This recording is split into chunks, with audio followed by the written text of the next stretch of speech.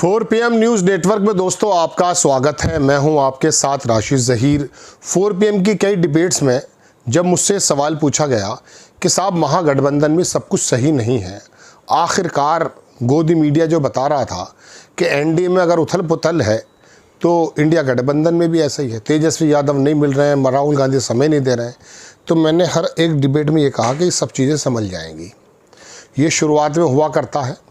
टिकटों के लेन देन में अक्सर पार्टियों के अंदर छोटे मोटे विघटन होते हैं, सब समझ जाती हैं बात, क्योंकि सबको मालूम होता कि चुनावी समर में उतरना है। तो मैं वक्त को ज़ाया नहीं कर रहा था। मैंने उस वक्त भी कहा था कि ये एकदम ख़त्म हो जाएगा। फिर कुछ लोगों ने कहा कि साहब आप ये बताइए राहुल गांधी क्यों नहीं आए। मैंने उसका भी जवाब दिया कि जब वो आएंगे छा जाएंगे, बात ख़त्म हो गई। मोदी जी भी तो नहीं आए। तो ये असल में वक्त को गुजारने का, खबरें बनाने का एक तरीका होता है। लोग भी इसमें लगे रहते हैं क्या हो रहा है क्या नहीं हो रहा, लेकिन ये इलेक्शन हर तीसरे दिन, हर 5वें दिन, हर हफ्ते, मैं महीनों की बात नहीं करता हूँ, हर हफ्ते इलेक्शन बदल जाता है। एक छोटी सी घटना पे इलेक्शन बदल जाता है। बात यह है दोस्तों, ये सारी उथल पुथल तो अब लगभग हो गई बंद। अब वहाँ पर फ्रेंडली मुकाबले हो रहे हैं कुछ सीटों पर, 8 या 10 या 12। वो जो अध्यक्ष, प्रदेश अध्यक्ष थे राजेश राम, उनकी सीट से हटा लिया है उसने, क्या कहते हैं, राष्ट्रीय जनता दल ने अपना कैंडिडेट। तो इसके ऊपर भी बड़ी चर्चा चल रही थी कि आपस में इतना सिर फुटअव्वल हो रहा है। अरे वहाँ तो सीएम का सिर फुटअव्वल है भाई। नीतीश कुमार के बारे में लगभग खुलेआम ऐलान करके चले गए अमित शाह कि नहीं बनेंगे सीएम। ये मैं कह रहा हूँ, उन्होंने कहा वो दल तय करेंगे। तो इसका मतलब यह है कि वहाँ पर बड़ी उथल पुथल है। और देख लीजिएगा 14 तारीख के बाद बिहार क्या रंग लेकर आता है। हो सकता है मोदी जी की सीट भी खतरे में पड़ जाए। खैर, बात यह है दोस्तों कि पहला चरण ख़त्म हो गया, टिकट के नामांकन का नहीं, आपस की उथल पुथल का ख़त्म। अब आ गए सब लोगों के घोड़े मैदान में। अब क्या, मैं बताता हूँ अब क्या। किसी सूरत में नहीं जीतेंगे इंडिया गठबंधन, चाहे कितनी शानदार प्लानिंग कर ली हो। अगर चुनाव आयोग पर नज़र नहीं रखी, चूँकि बिहार के प्रदेश के चुनाव को लेकर बीजेपी ने बड़ा मंथन किया। पूरे देश में SIR का जो मामला शुरुआत की जा रही है वो बिहार के मद्देनज़र ही की जा रही है।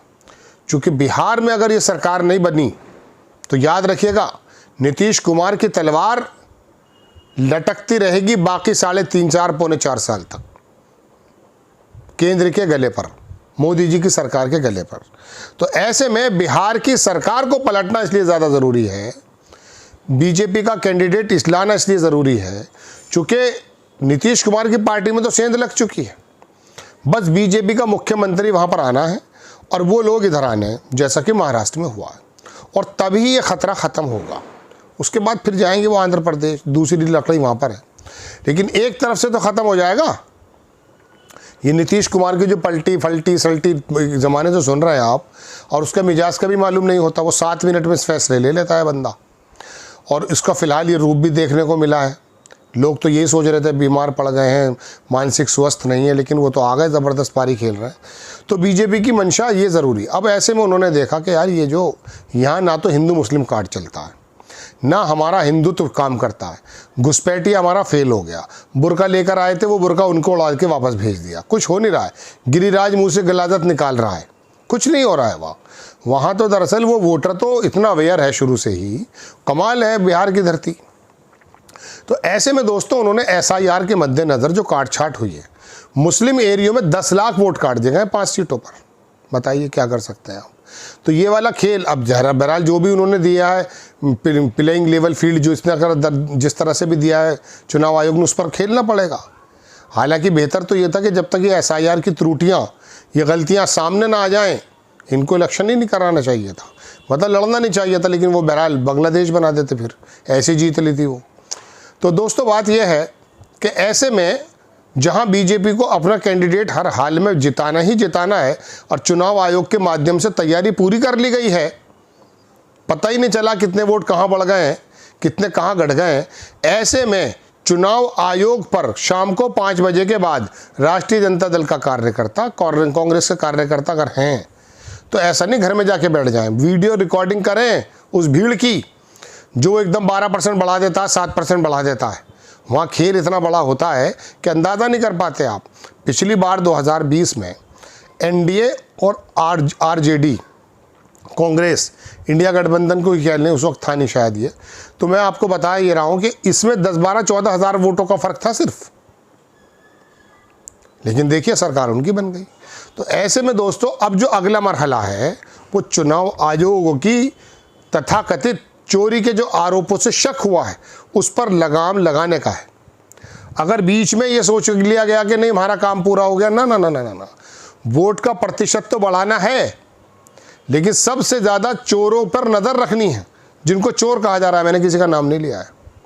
तो दोस्तों बात यह है कि वोट देना भी है, वोट लेना भी है और वोट की सुरक्षा भी करनी। ये नहीं कि वहाँ पर बैठे रहो डंडा लेकर के कि यहाँ पर अंदर बक्से रखे हैं। अरे उन्होंने काम पूरा कर दिया था पहले ही भाई।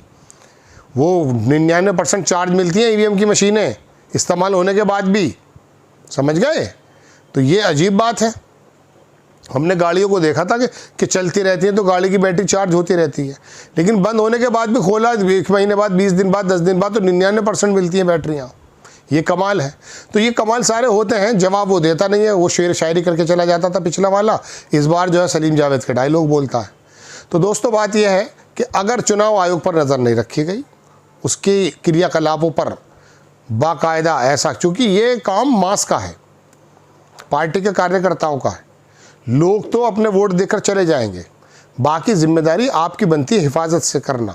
हालांकि आप करेंगे चूँकि सत्ता में आपको भी आना है, लेकिन फिर भी ये जो मैं कह सकता हूँ कि माइक्रो लेवल पर जो चोरियाँ हो रही थी, जिसके बारे में नज़र कहीं और लगा दी गई कि साहब ईवीएम में घपले हैं, हो सकता है घपले हो, मुझे तो मालूम नहीं, लेकिन कहीं कहीं और भी दूसरे वो तो वोटर लिस्ट के अंदर ही तमाम घपले हैं। केजरीवाल ने आखिरी वक्त में आकर के सारी चोरियाँ पकड़ी थी दिल्ली में, जब वो 1.5-2% के करीब से हारा है, वरना उसे बड़ा लंबा चौड़ा हरा देते ये लोग। तो दोस्तों बात यह केजरीवाल की तरह आंखें 5 करनी चाहिए। और चुनाव आयोग का अगला फेस है, अगला फेस ये नहीं है कि आपके नामांकन हो गए और जाओगे लोगों पर। लोगों पे तो ज़मीन बना चुके हैं राहुल गांधी। ये तमाम बेरोज़गारी, SIR, ये सब इसके बारे में तो ज़मीन बन चुकी है। अब तो आपको ये देखना है कि इस टेम्पो को बढ़ाना है और चुनाव के दौरान, वोटिंग के दौरान चुनाव आयोग की एकक गतिविधियों पर नज़र रखना है। ये देखना है कि 5 बजे के बाद डाटा क्या आता है, कितने लोग में हमारी वीडियो रिकॉर्डिंग बाहर से कर सकते हैं, कोई दिक्कत नहीं है, बाहर से हो सकती है। बाहर वैसे अंदर तो जाना ठीक नहीं, लेकिन दूर से ले सकते हैं, पता चल जाता है। ये लोग तो रिकॉर्डिंग देते नहीं हैं और फिर बाद में कहते हैं डाटा डिलीट कर दिया हमने।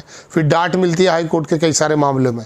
एक जगह तो EVM ही बुला के खोली गई, पता चला रिजल्ट ही बदल गया, BJP का कैंडिडेट हार गया। खैर, तो अगला मरहला दोस्तों ये है। जय हिंद।